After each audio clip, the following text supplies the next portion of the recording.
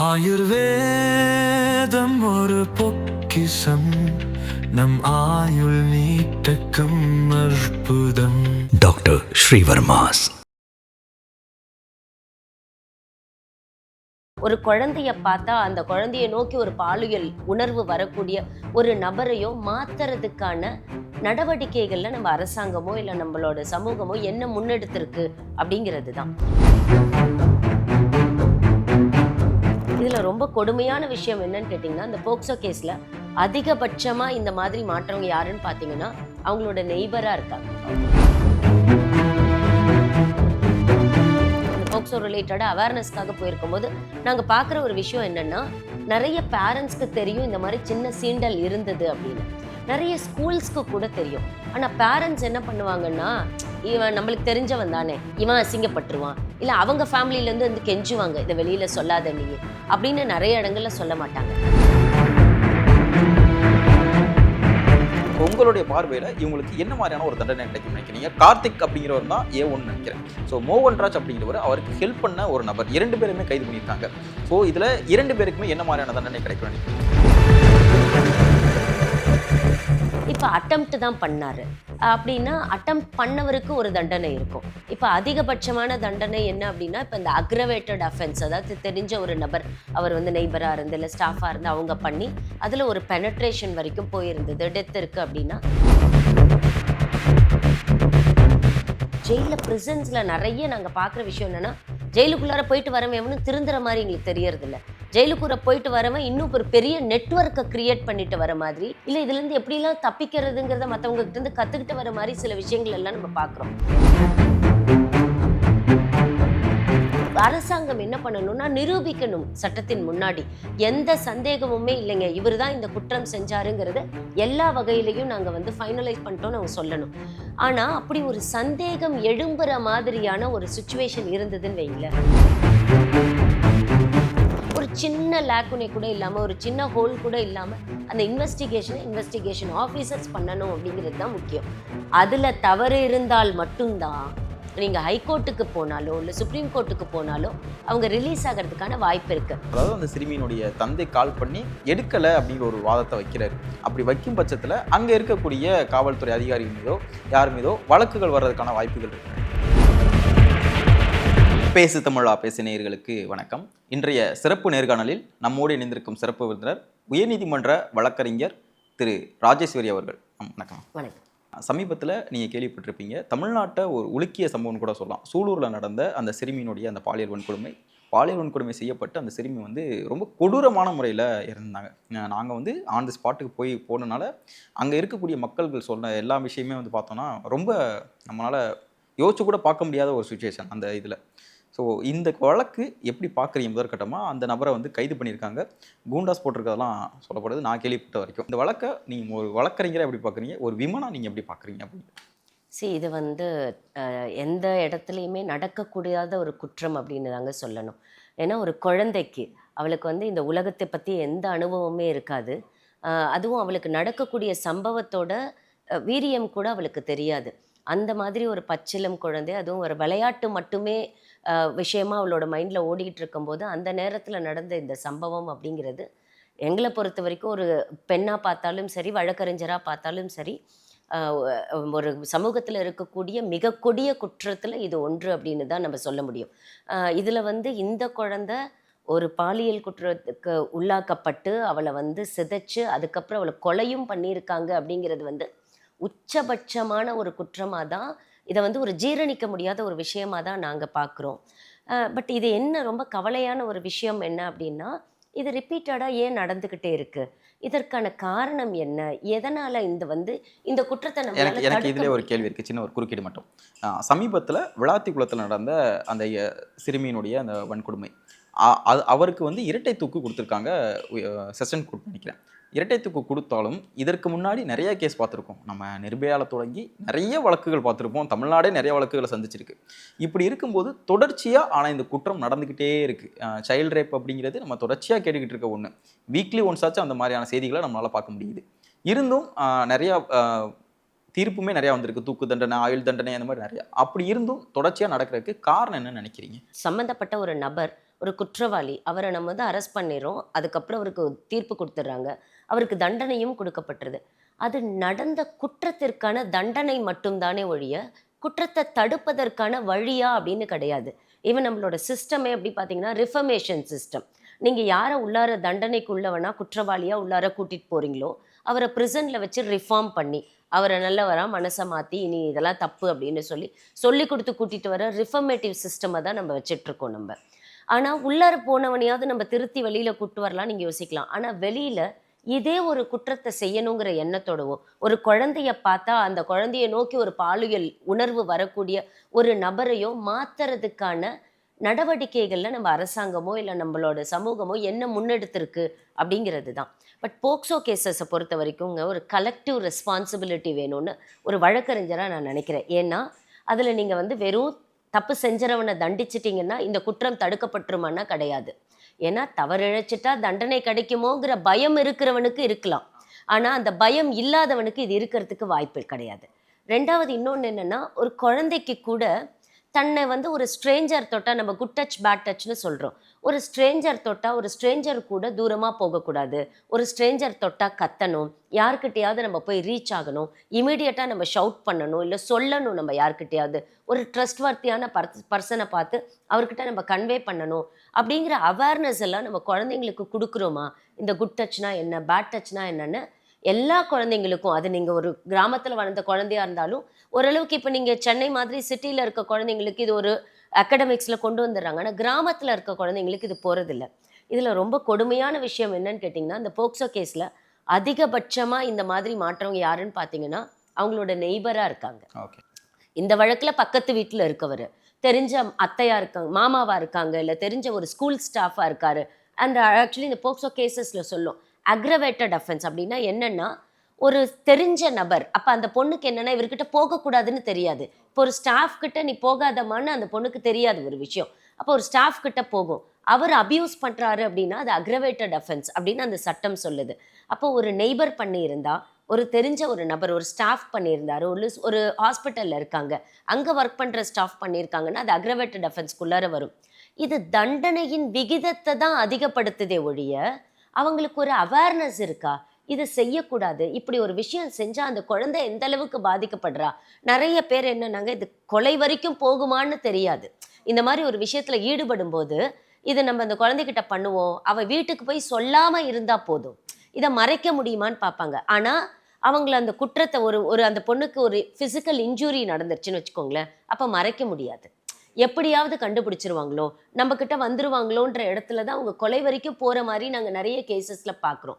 So இப்போ ஒரு collective responsibility இருக்கணும். அதாவது அந்த குழந்தைக்கும் நம்ம யாருக்கிட்ட போகிறோம், யாருக்கிட்ட போகக்கூடாது, யாருக்கிட்ட பேசலாம், யாருக்கிட்ட பேசக்கூடாதுன்னு தெரியணும்.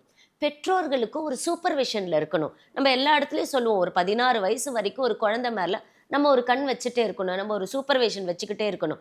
ஒரு ரொம்ப நேரமாக ஒரு குழந்தைய காணும், ரொம்ப நேரமாக ஒரு குழந்தை இல்லாமல் இருக்குது அப்படிங்கிறத வந்து அறியாத இருக்கிறது கூட இந்த சம்பவங்கள் நடக்கிறதுக்கு ஒரு காரணமாக நம்ம பார்க்குறோம்.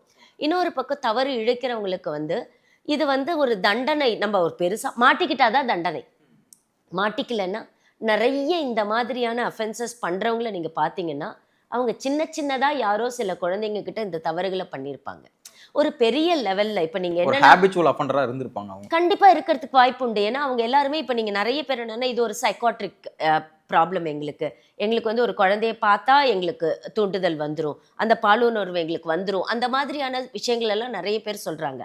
அப்போ அவங்களுக்கெல்லாம் என்னென்னா சின்னதாக யாரையாவது சீண்டி இருப்பாங்க, ஆனால் அந்த சீண்டல்கள் எல்லாம் வெளியில் தெரியாமல் போயிருக்கும். அவர் தப்பு செஞ்சது மற்றவங்களுக்கு தெரியாமல் அங்கெல்லாம் நம்ம தப்பிச்சிட்டோன்னு நினைக்கிறாருல, அப்போ இதுலேயும் தப்பிச்சிருவோன்னு தான் நினைப்பாங்க. யாருமே ஆமாமா நான் போய் மாட்டிப்பேன்னு சொல்லி இந்த மாதிரியான குற்றத்தில் இறங்க மாட்டாங்க.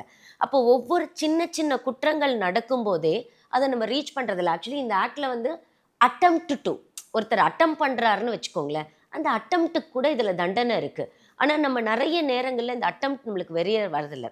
இன்னொரு மிகப்பெரிய விஷயத்த நான் ஒரு வழக்கறிஞராக இல்லை நிறைய சமூகத்தில் இந்த போக்சோ ரிலேட்டடாக அவேர்னஸ்க்காக போயிருக்கும்போது நாங்கள் பார்க்குற ஒரு விஷயம் என்னென்னா, நிறைய பேரண்ட்ஸ்க்கு தெரியும் இந்த மாதிரி சின்ன சீண்டல் இருந்தது அப்படின்னு, நிறைய ஸ்கூல்ஸ்க்கு கூட தெரியும். ஆனால் பேரண்ட்ஸ் என்ன பண்ணுவாங்கன்னா, இவன் நம்மளுக்கு தெரிஞ்சவன் தானே, இவன் அசிங்கப்பட்டுருவான், இல்லை அவங்க ஃபேமிலியிலேருந்து வந்து கெஞ்சுவாங்க இதை வெளியில் சொல்லாத நீ அப்படின்னு நிறைய இடங்களில் சொல்ல மாட்டாங்க. இல்லை என் பொண்ணோட பேர் குழந்தை, ஐயோ வளர்ந்து வளர்ந்தானா இது இவளுக்கு அசிங்கமாயிடுமோன்னு சொல்லி, இல்லை இவளோட பேர் வெளியில் தெரிஞ்சிடும், இவளோட ஃபோட்டோ வெளியில் வந்துடும், நம்ம குடும்பமானம் போயிடும்னு நிறைய பேரண்ட்ஸ் அந்த சின்ன தவறுகள் இருக்கும்போது வெளியில் சொல்கிறதில்ல. இது ஃபஸ்ட்டு. அதே மாதிரி ஸ்கூல்ஸில் நீங்கள் பார்த்தீங்கன்னு வச்சுக்கோங்களேன், ஸ்கூலில் தெரியும். பேரண்ட்ஸ் போய் ஸ்கூலில் சொன்னால் கூட சில ஸ்கூல்ஸ் என்ன பண்ணுவாங்கன்னா, சார் நாங்கள் சார் நீங்கள் வெளியிலலாம் இதை பெருசாக்காதீங்க சார், இஷ்யூ ஆக்கிடாதீங்க, நாங்கள் அவரை ஸ்கூலை விட்டு வேணா நிறுத்திடுறோம், இது வரைக்கும் நாங்கள் இந்த டீச்சரை இந்த மாதிரி பார்த்ததே இல்லையே, அவர் எல்லாருக்கும் நல்லவரா. இந்த மாதிரி தப்பு பண்ணுறவன் 10 பேருக்கு சொல்லிட்டா பண்ண போகிறான். அந்த அவேர்னஸே அவங்க என்ன நினைப்பாங்கன்னா, ஏன் ஸ்கூலோட மானம், ஏன் ஸ்கூலோட கௌரவம், என் வீட்டோட மானம், என் வீட்டோட கௌரவம்னு சின்ன தவறுகளாக இருக்கும்போது அவங்க வெளியில் சொல்கிறது கிடையாது. அப்போது அதோட தொடர்ச்சியாக தான் அவன் இந்த அளவுக்கு போகிறான் அப்படிங்கிறத தான் நாங்கள் பார்க்குறோம். ஸோ அவேர்னஸ் வந்து உங்களுக்கு ரெஸ்பான்சிபிளாக ஒரு கலெக்டிவ் அவேர்னஸ் வேணும், கலெக்டிவ் ரெஸ்பான்சிபிலிட்டி வேணும். இது கூட கவர்மெண்ட்டு. ஓகே. ஹைகோர்ட் ஒரு முறை வந்து இந்த மாதிரியான வழக்குகள் வந்து ட்ரையலுக்கு வர்றதுக்கே ரொம்ப காலதாமதம் ஆயிடுது, இதனுடைய நீதியுமே கொஞ்சம் தள்ளி போயிருது அப்படின்னு ஒரு முறை விமர்சிச்சிருந்ததை நான் பார்த்தேன். ஸோ இந்த வழக்கில் இப்போது யார் குற்றவாளின்னு கண்டுபிடிச்சாச்சு. ஸோ எவ்வளோ சீக்கிரம் இவங்களுக்கு தண்டனை பெற்று கொடுக்க முடியும்னு நினைக்கிறீங்க? என்ன மாதிரியான தண்டனையாக இருக்கும்? ஏன்னா ஆல்ரெடி சார்ஜ் ஷீட் வந்து 30 நாளில் நாங்கள் ஃபைல் பண்ண போகிறோம் அப்படிங்கிற மாதிரி காவல்துறை தரப்புலேருந்து சொல்லப்படுது. ஸோ உங்களுடைய பார்வையில் இவங்களுக்கு என்ன மாதிரியான ஒரு தண்டனை கிடைக்கும்னு நினைக்கிறீங்க? கார்த்திக் அப்படிங்கிறவர் தான் A1 நினைக்கிறேன். ஸோ மோகன்ராஜ் அப்படிங்கிறவர் அவருக்கு ஹெல்ப் பண்ண ஒரு நபர், 2 பேருமே கைது பண்ணியிருக்காங்க. ஸோ இதில் 2 பேருக்குமே என்ன மாதிரியான தண்டனை கிடைக்கும்னு நினைக்கிறீங்க? இல்லை, போக்சோ சட்டத்தை பொறுத்த வரைக்குமேங்க அந்த குற்றம் நடந்ததுலேருந்து 1 வருட காலத்திற்குள்ளார அவங்களுக்கு தண்டனை வழங்கப்பட்டிருக்கணும், விசாரணை முடிஞ்சு தண்டனை வழங்கப்பட்டிருக்கணும் அப்படின்னு ரொம்ப தெளிவாக அந்த சட்டம் சொல்லுது. ஒரு ஸ்டேட்மெண்ட் எடுக்கணும் அப்படின்னா கூட அந்த ஸ்டேட்மெண்ட் எல்லாம் வித்தின் 30 டேஸ். இப்போ இந்த வழக்கில் குழந்தை இறந்துட்டா, இல்லை குழந்தையோட ஸ்டேட்மெண்ட் எடுக்கணும்னா கூட 30 நாட்களுக்குள்ளார அவங்க ஸ்டேட்மெண்ட் எல்லாம் எடுத்துடணும். ஆல்மோஸ்ட் விசாரணைகளை ஒரு 30 நாளைக்குள்ளார துரிதப்படுத்தி முடிச்சிடணும் அப்படிங்கிறத சட்டமே ஆல்ரெடி தெளிவாக சொல்லுது. ஸோ எந்த வழக்கும் போக்சோ வழக்கு 1 வருட காலத்திற்கு மேலே நீடிக்கிறதுக்கான வாய்ப்புகள் இல்லை. அப்படி 1 வருட காலத்துக்கு மேலே நீடிக்கிற வாய்ப்பு இருந்ததுன்னா அதுக்கு மேலே ஏதாவது ஹைகோர்ட்டில் ஸ்டே இருக்குது, இல்லை ஒரு பர்டிகுலராக ஏதாவது ஒரு விஷயம் சரியாக நடக்காமல் இருக்குது, இல்லை விசாரணையில் இந்த இடத்துல நம்மளுக்கு துப்பு கிடைக்காம இருக்குது அப்படிங்கிற பட்சத்தில் மட்டும்தான் அது நீடிக்கிறதுக்கான வாய்ப்பு இருக்குது. அதர்வைஸ் சட்டத்தின்படி 1 வருட காலத்திற்குள்ளார முடிஞ்சிடணும். இந்த வழக்கில் வந்து உங்களுக்கு குற்றவாளிகள் உடனே கிடைச்சிட்டாங்க. இப்போ நார்மலி என்னென்னா யார் குற்றவாளி, ஏன்னா இந்த வழக்குலேயே நீங்கள் வந்து குழந்தையோட பாடி கிடைக்குது, நம்மளுக்கு யார் தப்பு செஞ்சுருக்காங்கன்னு தெரியல. விசாரணையின் அடிப்படையில் அவங்க சொல்கிறது என்னென்னா, நாங்கள் நிறைய சிசிடிவிஸ் கிட்டத்தட்ட 200-250 சிசிடிவி பார்த்து ஒரு சிசிடிவி வச்சு தான் கண்டுபிடிக்கிறோம் இவங்க தான் குற்றவாளிகள், என்ன இவங்க கூட்டிகிட்டு போகிறாங்க அந்த குழந்தையன்றதை வச்சு தான் அவங்க கண்டுபிடிக்கிறாங்க. ஸோ அக்யூஸ்டை பிடிச்சிட்டதுனால அக்யூஸ்ட் கிட்ட வந்து அவங்க கண்டிப்பாக ஸ்டேட்மெண்ட்ஸ் வாங்கியிருப்பாங்க. ஆல்ரெடி என்னென்ன அவரால் சொல்ல முடிஞ்சதோ அதை வச்சு அவங்க ஸ்டேட்மெண்ட்ஸ் வாங்கியிருப்பாங்க. சார்ஜ் ஷீட் ஃபைல் பண்ணுறதுக்கு அவங்களுக்கு தேவையான எவிடன்சஸ் இவ்வளோதாங்க. ஆல்ரெடி டெத் இருக்காங்க, அந்த குழந்தையோட போஸ்ட்மார்ட்டம் ரிப்போர்ட் இருக்கும், அக்யூஸ்ட் ஆல்ரெடி அவங்க பிடிச்சிட்டாங்க, சிசிடிவிலையும் எவிடன்சஸ் இருக்குது. அதனால் இதெல்லாம் பேஸ் பண்ணி சிசிடிவி அவங்களால சார்ஜ் ஷீட்டை இமீடியட்டாக ஃபைல் பண்ணிட முடியும். சார்ஜ் ஷீட் ஃபைல் பண்ண உடனே கோர்ட்டில் வந்து ட்ரையல் கமென்ஸ் ஆகிடும். ஸோ ட்ரையல் கமென்ஸ் ஆனால் அதிகபட்சமாக உங்களுக்கு 6 மாதத்துக்குள்ளாரவே இந்தக்கான தண்டனை அவங்களால சொல்ல முடியும். அதுவும் நீங்கள் இப்போ விளாத்திக்குளம் கேஸ்லலாம் இன்னும் குறுகிய காலத்திலேயே கிட்டத்தட்ட 76 நாட்கள்லேயே உங்களுக்கு தண்டனை கொடுத்துருக்காங்க. ஸோ ஒரு சார்ஜ் ஷீட் ஃபைல் பண்ணதுல இருந்து அதிகபட்சமாக ஒரு 3 மாதம் 6 மாதத்துக்குள்ளாரையே அவங்களால தண்டனை கொடுக்கப்படும். சட்டத்தின்படியே அவங்க 1 வருஷத்துக்குள்ளார கொடுக்கணும் அப்படிங்கிறத தான் நாங்கள் பார்க்குறோம். அதனால் வழக்கு நீடிச்சு ரொம்ப வருஷமாக அது நடக்குமா அப்படின்னா அதுக்கான வாய்ப்பு இல்லை. ஏன்னா சட்டப்படி 1 வருஷத்துக்குள்ளார அவங்க முடிச்சே ஆகணும். ஓகே. இதில் மெயின் அக்யூஸ்ட்னு பார்த்தோம்னா அந்த கார்த்திக் அப்படிங்கிற நபர் தான். அவர் தான் கூட்டிகிட்டு போயிட்டு ரேப் பண்ணுறாரு. ஸோ அவர் தான் அந்த பாலியல் வன்கொடுமை பண்ணி அந்த பொண்ணை வந்து சாகடிக்கிறார். இதற்கு ஹெல்ப் பண்ண நபர் தான் அந்த மோகன்ராஜ் அப்படிங்கிற நபர். இவருக்கு கொடுக்கக்கூடிய அதே தண்டனை தான் அவருக்கும் கிடைக்குமா? இந்த போக்சோ ஆக்டில் அப்படி தான் வருமா, இல்லை அவருக்கு இன்னும் சற்று கொஞ்சம் குறைவான? இல்லை, தண்டனை எப்படி அப்படின்னாங்க, இப்போ நீங்கள் வந்து எந்த மாதிரியான செக்ஷுவல் அசால்ட் இருந்தது, இப்போ அதில் வந்து பெனட்ரேஷன் இருந்ததா, பெனட்ரேஷன் இல்லையா அப்படிங்கிறதெல்லாம் பொறுத்து ஒவ்வொரு வகைக்குமான தண்டனையை வந்து அந்த சட்டத்தில் கொடுக்குறாங்க. இப்போ அட்டெம்ப்ட் தான் பண்ணார் அப்படின்னா அட்டெம்ப்ட் பண்ணவருக்கு ஒரு தண்டனை இருக்கும். இப்போ அதிகபட்சமான தண்டனை என்ன அப்படின்னா, இப்போ இந்த அக்ரவேட்டட் அஃபென்ஸ், அதாவது தெரிஞ்ச ஒரு நபர் அவர் வந்து நெய்பராக இருந்து இல்லை ஸ்டாஃபாக இருந்து அவங்க பண்ணி அதில் ஒரு பெனட்ரேஷன் வரைக்கும் போயிருந்தது, டெத் இருக்குது அப்படின்னா உச்சபட்ச தண்டனை அப்படின்னு நம்ம கொடுக்கறது வந்து இதில் தூக்கு தண்டனை வரைக்குமே கொடுக்கலாம். இல்லைன்னா அவரோட வாழ்நாளுக்கு சிறை அப்படிங்கிற தண்டனையும் கொடுக்கலாம். இல்லைன்னா அவருக்கு 14 வருஷம் சிறை தண்டனை கொடுக்கலாம், 10 வருஷம் சிறை தண்டனை கொடுக்கலாம். இது வந்து எந்த மாதிரியான குற்றம் நடந்திருக்குன்றதை பொறுத்து. இதில் நம்மளுக்கு இப்போ கிடைச்சிருக்க தகவல் படி A1 தான் இந்த குற்றத்தை, அதாவது இந்த செக்ஷுவல் அசால்ட்டு அவர் தான் செஞ்சதாக சொல்கிறாங்க. கூட இருந்த நபர் வந்து இவருக்கு உதவினதா, அதாவது இவருக்கு அந்த குழந்தைய கூட்டிட்டு போய் கொடுக்கறதுக்கும் அதே மாதிரி அவரோட கொலைக்கும் அவர் உதவி பண்ணியிருப்பாரு அப்படிங்கிற பட்சத்துல தான் இருக்கு.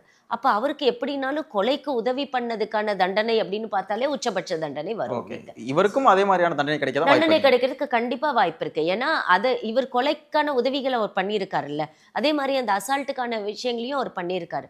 ஸோ என்ன மாதிரியான தண்டனை அப்படிங்கிறது, அவங்க என்ன மாதிரியான செயல்ல ஈடுபட்டிருக்காங்க அப்படின்னு போலீஸோட விசாரணையில சார்ஜ் ஷீட்ல சொல்லப்பட்டிருக்குன்றது பொறுக்கணும்.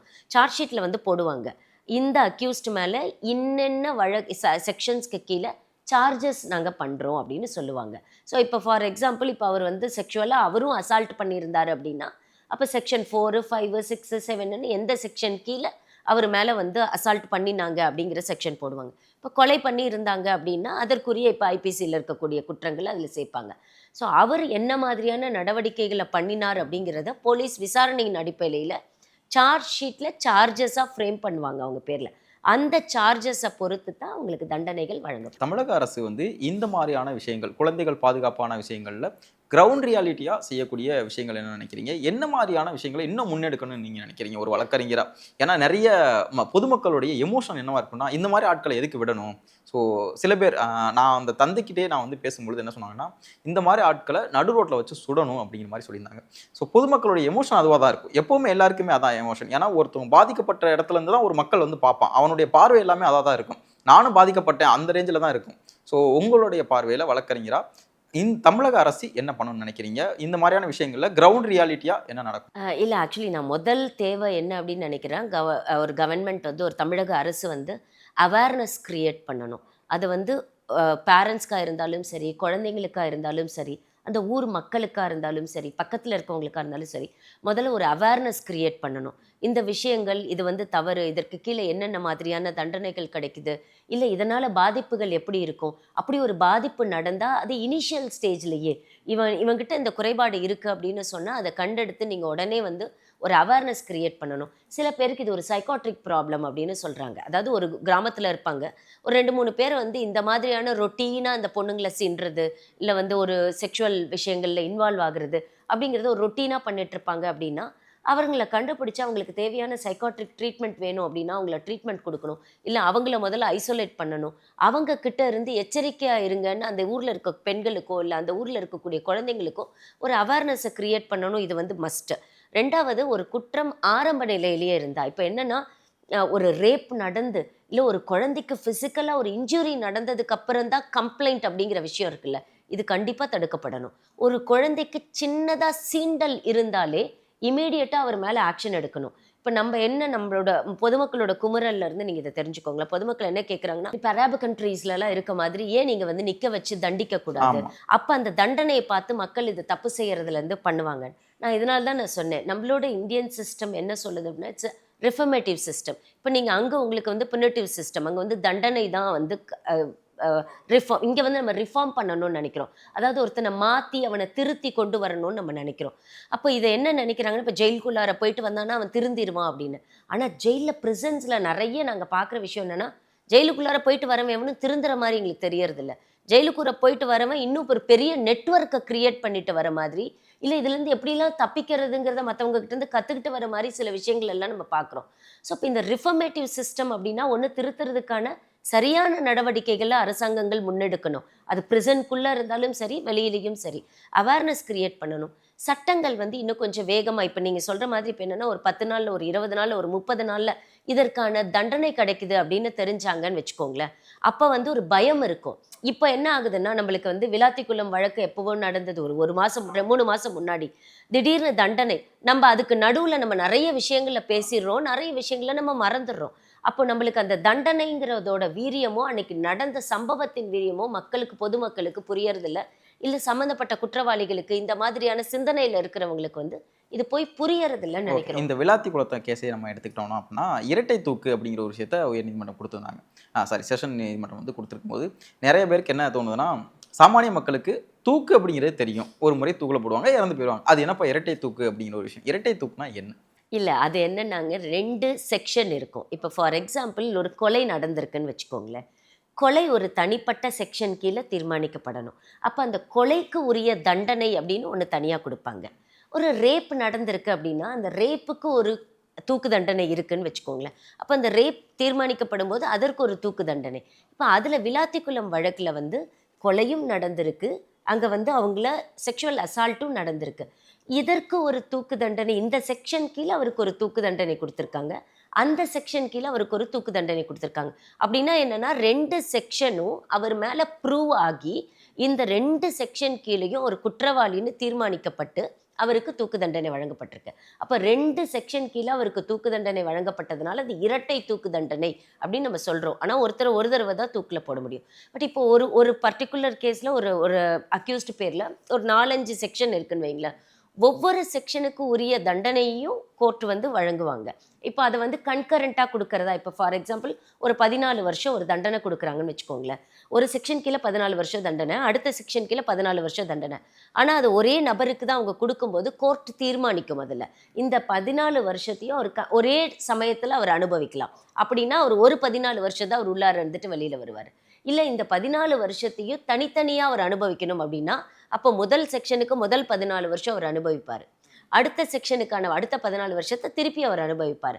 ஸோ அதை தண்டனை கொடுக்கும்போது அவங்க வந்து அந்த ஆர்டர்லையே எழுதுவாங்க, இதற்கான தண்டனையாக நாங்கள் இதை கொடுக்குறோம், இதை அவர் வந்து ஏக காலத்தில் அனுபவிக்கலாமா இல்லை தனித்தனியாக அனுபவிக்கணுமாங்கிறத வந்து அவங்க அதில் குறிப்பிடுவாங்க.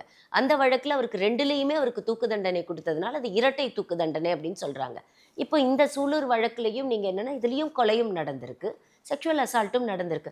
அப்போ செக்ஷுவலாக அந்த குழந்தைய டார்ச்சர் பண்ணதுக்கான ஒரு தூக்கு தண்டனை வழங்கப்பட்டு திருப்பி அவருக்கு வந்து கொலை பண்ணதுக்கான ஒரு தூக்கு தண்டனை வழங்கப்பட்டால் இதுவும் ஒரு இரட்டை தூக்கு தண்டனையாக தான் அதில் கிடைக்கிறதுக்கான வாய்ப்பு. ஓகே, இந்த மாதிரியான விஷயங்கள், இந்த மாதிரியான கேஸ், இந்த மாதிரியான வழக்குகளில் நம்ம ஏற்கனவே ஒரு வழக்கை வந்து பார்த்துருக்கோம், இந்த தமிழகம் வந்து சந்திச்சிருக்கு. போரூரில் ஒரு பையன் வந்து ஒரு சின்ன பொண்ணை, பக்கத்து வீட்டு பொண்ணை வந்து ரேப் பண்ணி எரிச்சிடுறான். அது அந்த பையனுடைய அம்மாவையும் அந்த பையன் வந்து கொன்றான். அவன் திரும்ப இப்போ போயிட்டு கேஸ்லேருந்து இப்போ ரிலீஸ் ஆகி வந்துட்டாங்கன்னு நினைக்கிறேன். சமீபத்தில் தான் இந்த வழக்கு நடந்து ஒரு ஏறத்தாழ ஒரு 9 ஆண்டுகள் இருக்கும்னு நினைக்கிறேன். இப்போ இந்த மாதிரியான வழக்குகள் மேல் அப்பீல் போக போக அவங்களுக்கான விடுதலை ஆகிறதுக்கான வாய்ப்புகளுமே இருக்குமா? இல்ல இந்த சார்ஜ் ஷீட் வந்து ரொம்ப கடுமையா ஸ்ட்ராங்கா எழுதுற பட்சத்துல இதுல இருந்து எந்த விதமான லூப் ஹோலுமே இல்லாம இவங்களுக்கு தப்பிக்கிறதுக்கான வாய்ப்புகளே இல்லாம இருக்குமா? நான் அந்த யஷ்வந்த்னு ஒரு வழக்கு கூட நீங்க பார்த்துருப்பீங்க, சுப்ரீம் கோர்ட் வரைக்கும் போய் சுப்ரீம் கோர்ட்ல அவர் விடுதலை ஆனாரு.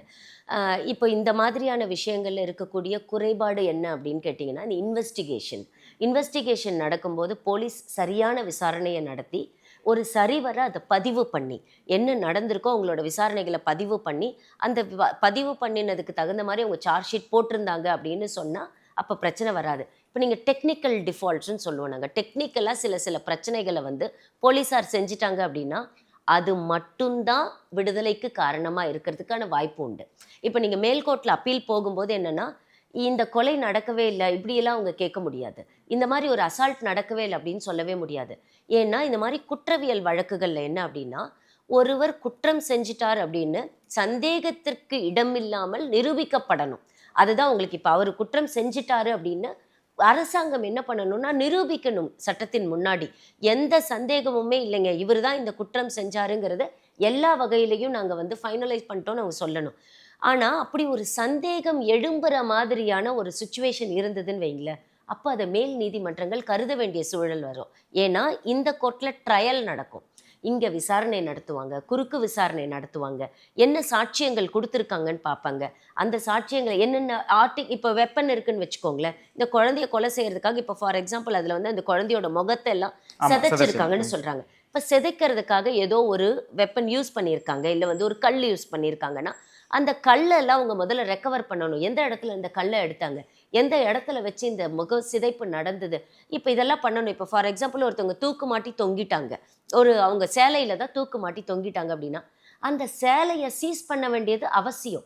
இப்போ அந்த சேலையவே அவங்க சீஸ் பண்ணலைன்னு வச்சுக்கோங்களேன், இதை ஒரு ஹைகோர்ட்டுக்கு அப்பீல் போனாலோ சுப்ரீம் கோர்ட்டுக்கு அப்பீல் போனாலோ அங்கே அவங்க என்ன கேட்பாங்கன்னா, ஏன் இந்த ஹோல் வந்தது, ஏன் இந்த லேக்குனே நடந்தது, எதனால் நீங்கள் அந்த சாரியை சீஸ் பண்ணாமல் விட்டீங்க, எதனால் நீங்கள் அந்த வெப்பனை சீஸ் பண்ணாமல் விட்டீங்க அப்படின்ற கொஷின் வரும்.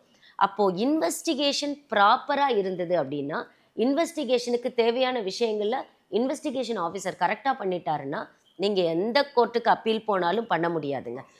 ஆனால் எங்கேயாவது ஹோல் விட்டுட்டாங்க அப்படின்னா, எந்த இடத்துலையாவது அவங்க சரியாக அவங்களோட டெக்னிக்காலிட்டிஸை ஃபாலோ பண்ணாமல் விட்டுட்டாங்க அப்படின்னா, ஒரு சின்ன சந்தேகம் ஏற்பட்டாலும் இந்த வழக்குல ஒரு லூப் ஹோல் கிடைக்கிறதுக்கான ஆமா வாய்ப்புகள் இருக்கு. அந்த சந்தேகம் குற்றவாளிக்கு சாதகமாக தான் எடுத்துக்க முடியும். அப்படிதான் நம்மளோட குற்றவியல் சட்டம் சொல்லுது. இப்போ ஒரு சின்ன சந்தேகம் இருந்தா கூட அந்த சந்தேகத்தோட பெனிஃபிட்டை வந்து நீங்க அக்யூஸ்டுக்கு கொடுங்க அப்படின்னு தான் நம்ம குற்றவியல் நடைமுறை சட்டம் சொல்லுது.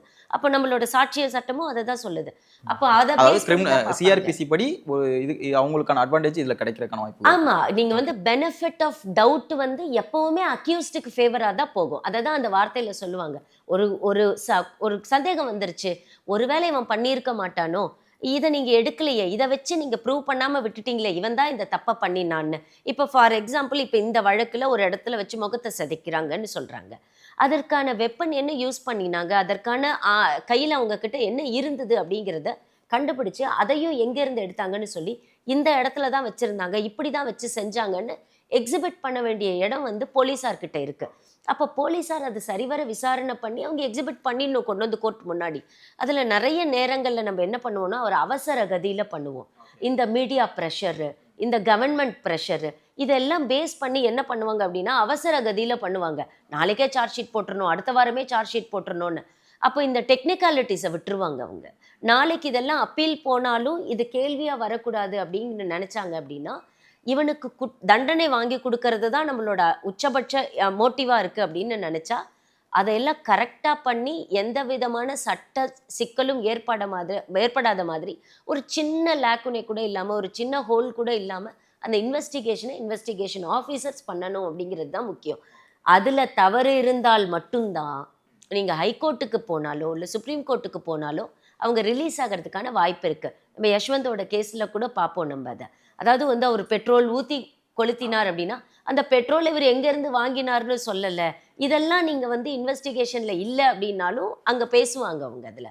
ஸோ அப்போ சின்ன சின்ன விஷயங்களில் கூட இன்வெஸ்டிகேஷன் ஆஃபீஸர்ஸ் ரொம்ப சீரியஸாக வச்சு பார்க்கணும் அப்படிங்கிறத தான் நம்ம பார்க்கணும். இப்போ நாங்கள் ஃபார் எக்ஸாம்பிள் என்னென்னா இந்த மாதிரியான இன்வெஸ்டிகேஷன் இருக்கும்போது லைட் மூடு இருக்க வேண்டாம் அப்படின்னு ஏன் ஆர்கியூ பண்ணுறோம் அப்படின்னா, ஏன் இந்த விவாதங்களை கொண்டு வரோம் அப்படின்னா இது ரொம்ப சீரியஸான விஷயம். இந்த சீரியஸான விஷயத்தை இன்வெஸ்டிகேட் பண்ணிட்டு இருக்கும்போது நீங்கள் லைட்டர் மோட்ல இருந்தீங்க அப்படின்னா இந்த மாதிரியான கவனச்சிதறல்கள் இருக்கும். அப்படி கவனச்சிதறல்கள் இருந்தால் நம்ம டெக்னிக்காலிட்டிஸில் தப்பு பண்ணிடக்கூடாதுங்கிறது தான் ஆர்கியூமெண்ட்ஸாகவே நிறைய பேருக்கு. ஓகே, நான் அந்த இடத்துக்கு போயிருந்தேன். அந்த சிறுமியினுடைய தந்தைகிட்ட நான் பேசும்பொழுது அந்த சிறுமியினுடைய தந்தை என்ன சொல்கிறாங்கன்னா, நான் வந்து இந்த சம்பவம் நடந்த ஒரு 2 மணி நேரத்துக்குள்ளாவே காவல்துறைக்கு கால் பண்ணேன், அதாவது 100 கால் பண்ணேன், பட் யாருமே ரிசீவ் பண்ணல அப்படின்னு ஒரு வார்த்தை சொன்னார். பட் எனக்கு ரிசீவ் பண்ணாங்களா பண்ணலையாங்கிற எனக்கு தெரியும். பட் ஆனால் 100 கால் பண்ணால் மோஸ்ட்டாக ரிசீவ் பண்ணிடுவாங்க.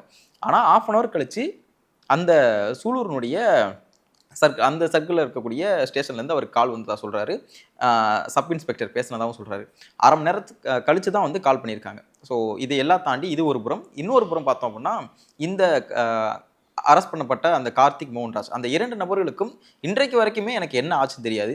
எங்கள் சைடில் எந்த விதமான பதிலும் கொடுக்கல, எங்களுக்கு எந்த விதமான பதிலும் கொடுக்கல அப்படின்னு அந்த சிறுமியினுடைய தந்தை வந்து கேட்குறாங்க. ஒரு விக்டிம், அதாவது பாதிக்கப்பட்டது இந்த தரப்பு தான், இந்த தரப்புக்கு எந்த விதமான பதிலுமே சொல்லாமல் இருக்கிறதுக்கான வாய்ப்புகள் இருக்குன்னு நினைக்கிறீங்க? காவல்துறை வந்து எதுவுமே சொல்கிறதுக்கான தேவைகள் கிடையாதா இதில்? இல்லை, இந்த மாதிரியான குற்ற வழக்குகளில் வந்து விக்டிம் அவங்களாவே டைரெக்டாக கேஸ் நடத்துறது கிடையாதுங்க. அரசாங்கம் தான் விக்டிம்காக இறங்கி கேஸ் நடத்தும். எல்லா கிரிமினல் கேசஸும் ஸ்டேட் ரெப்ரசன்டட் பை போலீஸ் தான் உங்களுக்கு அங்கே. நீங்கள் விக்டிம் நேரடியாக கேஸ் நடத்த மாட்டாங்க. விக்டிம் கம்ப்ளைண்ட் கொடுப்பாங்க, ஆனால் அரசாங்கம் அவங்களுக்காக நடத்தும். அப்போ இந்த வழக்குகளை எல்லாம் ஃபாலோ பண்ணுறதுக்கு பப்ளிக் ப்ராசிக்யூட்டர்ஸ் இருப்பாங்க, அவங்க தான் அது பண்ணுவாங்க. ஒருவேளை உங்களுக்கு வந்து இப்போ விக்டிமுக்கு வந்து ஒரு பதட்டம் இருக்குது, எனக்கு வந்து ப்ராசிக்யூட்டர் மேலே நம்பிக்கை இல்லை, எனக்கு சரியான தகவல்கள் கொடுக்க மாட்டேங்கிறாங்க, நான் கேட்டால் கிடைக்க மாட்டேங்குது அப்படிங்கிற பட்சத்தில் இவங்க அசிஸ்டிங் த ப்ராசிக்யூஷன் ஒரு விஷயத்த பண்ணலாம். இவங்க ஒரு வழக்கறிஞரை போட்டு அந்த ப்ராசிக்யூஷனுக்கு இவங்க அசிஸ்ட் பண்ண சொல்லலாம். ஸோ அப்போ என்ன ஆகுன்னா, அசிஸ்ட் பண்ணும்போது இவங்க வழக்கறிஞருக்கு தகவல்கள் தெரியும், இவங்க வழக்கறிஞர் மூலமாக இவங்க தகவல்களை வாங்கிக்கலாம். பட் இந்த பர்டிகுலர் கேஸில் நீங்கள் இப்போ என்னன்னா, கார்த்திக்கையும் மோகன்ராஜையும் அரெஸ்ட் பண்ணி கூட்டிட்டு போயிட்டாங்க, தந்தைக்கு தெரியல. இப்ப அது வந்து விசாரணை முறை, அதை தந்தைக்கு அவங்க தெளிவுபடுத்த வேண்டிய அவசியம் இப்ப இல்லை. ஏன்னா அவங்க கூட்டிட்டு போயிட்டு இருக்காங்க, அவங்கள வச்சு விசாரிப்பாங்க. இப்ப அவங்க இன்னொன்னு ரிமாண்ட்ல இருக்காங்க உள்ளார அவங்க.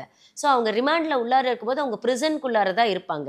விசாரணை முறைகள் என்ன சிஆர்பிசி சொல்லுதோ அந்த முறைகள்ல அங்கே விசாரணைகள் நடந்துகிட்டு இருக்கும். பட் எக்ஸாக்டாக இன்னைக்கு காலையில் இதை பண்ணிக்கிட்டு இருக்கோம், இங்கே கூட்டிட்டு போயிட்டு இருக்கோம், இன்னைக்கு மெடிக்கல் டெஸ்ட் எடுத்துட்டு இருக்கோம் அப்படிங்கிற விஷயங்கள் எல்லாம் வந்து அவங்க கண்டிப்பாக விக்டிம்க்கு சொல்றதுக்கான பாசிபிலிட்டிஸ் இருக்கிறதுக்கு இல்லை.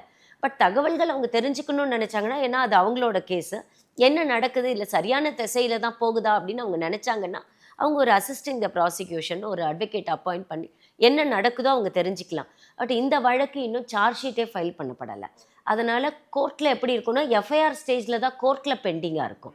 சார்ஜ் ஷீட் போட்டதுக்கு அப்புறம் தான் கோர்ட்லேருந்து விசாரணைக்கு அந்த வழக்கை வந்து எடுத்துப்பாங்க. ஸோ இப்போ வந்து போலீஸார் விசாரணையில் போலீஸார் கையில் அந்த வழக்கு இருக்குது. அதனால் போலீஸார்கிட்டேருந்து அவங்களுக்கு இன்ஃபர்மேஷன் வந்து அவங்களா வந்து கொடுக்க மாட்டாங்க. பட் விக்டிம்க்கு வேணும்னு கேட்டாங்கன்னா அவங்க ஒரு ரெப்ரசன்டேஷன் கொடுத்து என்ன நடக்குது அப்படிங்கிற தகவலை அவங்க வழக்கறிஞர் மூலமாவோ இல்லை அவங்க நேரடியாவோ தெரிஞ்சுக்கலாம். அதில் எந்த தடையும் இருக்கு. ஓகே, இதுலயே இன்னொரு ஒரு கிளைக்கேள்விகள் என்னவா இருக்குன்னா, இந்த நபர் கால் பண்ணி, அதாவது அந்த சிறுமியினுடைய தந்தை கால் பண்ணி எடுக்கலை அப்படிங்கிற ஒரு வாதத்தை வைக்கிறாரு. அப்படி வைக்கும் பட்சத்தில் அங்கே இருக்கக்கூடிய காவல்துறை அதிகாரிகள் மீதோ யார் மீதோ வழக்குகள் வர்றதுக்கான வாய்ப்புகள் இருக்குன்னு நினைக்கிறேன். இந்த 100 கால் நம்ம இப்போ சொல்கிறோம், ஒரு அவசரம் ஏற்பட்டுச்சு அப்படின்னா நீங்கள் எல்லாம் நம்ம சிஸ்டம் என்ன சொல்லுது அப்படின்னா, நம்ம போய் போலீஸ் ஸ்டேஷனில் கம்ப்ளைண்ட் கொடுக்கணும். அதுவுமே நம்ம வந்து ரிட்டன் கம்ப்ளைண்ட்டை தான் கொடுக்கணும். அதற்கப்புறம் தான் போலீஸ் அதை பற்றி விசாரணையை ஆரம்பிப்பாங்கங்கிறது. பட் இந்த 100 எதற்காக அப்படின்னா, இப்போ நான் ஓடி வர முடியாது, இந்த இடத்துல பிரச்சனை நடக்குது, இந்த பிரச்சனையிலேருந்து நான் என்னை வெளியில் எடுத்துக்கணுன்னா நம்ம 100 கால் பண்ணுவோம். இப்போ இந்த வழக்கில் அவர் வந்து 100க்கு நாங்கள் கால் பண்ணியிருக்கோம் அப்படின்னா, ஆக்சுவலி 100 வந்து ஒரு டோல் ஃப்ரீ நம்பரு. ஸோ கண்டிப்பாக அங்கே கால்ஸை ரிசீவ் பண்ணியிருப்பட்டிருக்கணும். பட் அப்படி ரிசீவ் பண்ணாமல் இருந்திருந்தாங்க அப்படின்னா கண்டிப்பாக துறை ரீதியான நடவடிக்கை அங்கே இருக்கக்கூடிய ஏன் அந்த துறை ரீதியான நடவடிக்கை எடுக்கும் அப்படிங்கிற ஒரு கேள்விக்கு, ஒருவேளை அரை மணி நேரத்தில் அந்த காலை பிக் பண்ணியிருந்தாலோ இல்லை ஒரு நடவடிக்கை எடுத்திருந்தாலோ அந்த சிறுமியை காப்பாற்றப்பட்டிருக்கலாம் அப்படின்னு இவங்க தரப்புலேருந்து ஒரு வாதம் வைப்பாங்கல்ல. ஸோ அதுக்காக தான் இவங்க மேலேயும் நடவடிக்கை எடுக்கிறதுக்கான வாய்ப்புகள் இருக்கா? கண்டிப்பாக. ஏன்னா நீங்கள் வந்து ஒரு அரை மணி நேரத்துக்கு முன்னாடி இந்த குழந்தையோட இறப்பு நடந்திருக்குன்னு வச்சுக்கோங்களேன். அதற்கு முன்னாடியே துரிதமாக வந்திருந்தா இந்த குழந்தைய காப்பாற்றிருக்கலாமோன்ற எண்ணம் எல்லாருக்கும் இருக்க தான் செய்யும். அதுவும் இந்த மாதிரியான வழக்குகள், அதுவும் போக்சோ கேசஸ்ல, அதுவும் குழந்தைகள் காணும் அப்படிங்கிற கேசஸ்ல வந்து இமீடியட்டா அவங்க ஆக்ஷன்ல எடுக்கணுங்கிறது தான் சட்டம் சொல்லுது. நீங்க வந்து ஒரு 10 நிமிஷம் டிலே அப்படிங்கிறதுக்கு கூட ஒரு குழந்தையோட உயிர் போயிடுமோ அப்படிங்கிற நேரத்துல அந்த 10 நிமிடம் கண்டிப்பா ஒரு காரணமா நம்ம எடுத்துக்கணும். துறை ரீதியான நடவடிக்கை எடுக்கிறதுக்கான வாய்ப்புகள் நிறையவே இருக்கு. அப்படி ஒரு கால் இவங்க பண்ணியிருந்து அவங்க அதை அந்த டைம்ல ரிசீவ் பண்ணலை அப்படின்னா அவங்க மேல துறை ரீதியான நடவடிக்கை நிச்சயமா எடுக்கலாம். நம்மளுக்கு இந்த பர்டிகுலர் வழக்குல என்னன்னா, போலீஸார் அவங்க கொடுத்த மீடியா இதை பொறுத்து தான் நம்ம இன்டர்வியூவை வச்சு தான் நம்ம வந்து இதெல்லாம் நடந்திருக்கலாமோ, இந்த செக்ஷன் வரலாமோ அப்படின்னு நம்ம தீர்மானிக்கிறோம். பட் அவளோட போஸ்ட்மார்ட்டம் ரிப்போர்ட்டை பொறுத்து இன்னும் சார்ஜஸ் அவங்க மேலே அதிகமாகிறதுக்கான வாய்ப்புகள், குறைவதற்கான வாய்ப்புகள் இல்லை, இன்னும் சார்ஜஸ் அவங்க மேலே அதிகமாகிறதுக்கான வாய்ப்புகள் அவங்களுக்கு கண்டிப்பாக இருக்குது. Section 5 and 6 of POCSO act வந்து ஒரு அக்ரவேட்டட் செக்ஷுவல் அசால்ட் நடந்திருந்தது அப்படின்னா அதை அவங்க போடலான்றதை சொல்கிறாங்க. மர்டர் நடந்திருந்தது அப்படின்னா அதில் சொல்கிறாங்க. இதை தாண்டி இப்போ ஃபார் எக்ஸாம்பிள் அந்த குழந்தைக்கு வந்து ஏதோ ஒரு ட்ரக்கை கன்சியூம் பண்ணியிருந்தாங்க, இப்போ நீங்கள் கெமிக்கல் அனாலிசிஸ் நடக்குது அப்படின்னா அதற்கான சார்ஜஸ் என்னவோ அதையும் அவங்க இன்க்ளூட் பண்ணுவாங்க. ஸோ சார்ஜ் ஷீட்டில் தான் என்ன மாதிரியான குற்றங்கள் அவங்க மேலே என்ன குற்றச்சாட்டுகள் வைக்கலாம், என்னென்ன மாதிரியான செக்ஷன்ஸ் கீழே அவங்களை நம்ம சார்ஜ் பண்ணலாங்கிறது இந்த விசாரணையின் அடிப்படையில் தான் அவங்க அதை டிசைட் பண்ணுவாங்க. இந்த வழக்கு குறித்து நிறைய விஷயங்களை பகிர்ந்துக்கிட்டீங்க. இதுவரை எங்களோட இணைந்து தங்கள் கருத்துக்களை பகிர்ந்து ரொம்ப நன்றி. உலக தமிழ் சொந்தங்களுக்கு வணக்கம். நான் ராஜவேல் நாகராஜன். பேசு தமிழா பேசு வலையொலியுடைய வளர்ச்சிக்கு நீங்களும் உறுதுணையாக இருக்கணும்னு நினச்சிங்கன்னா இந்த வீடியோடைய டிஸ்கிரிப்ஷனில் இருக்கக்கூடிய ரேசர் பே லிங்கை கிளிக் பண்ணுங்கள். அந்த லிங்க்கில் போயிட்டு உங்களுக்கு விருப்பமான தொகையை பேசு தமிழா பேசுவனுடைய வளர்ச்சிக்கு உங்களுடைய பங்களிப்பாக நீங்கள் கொடுக்கலாம். நன்றி, வணக்கம்.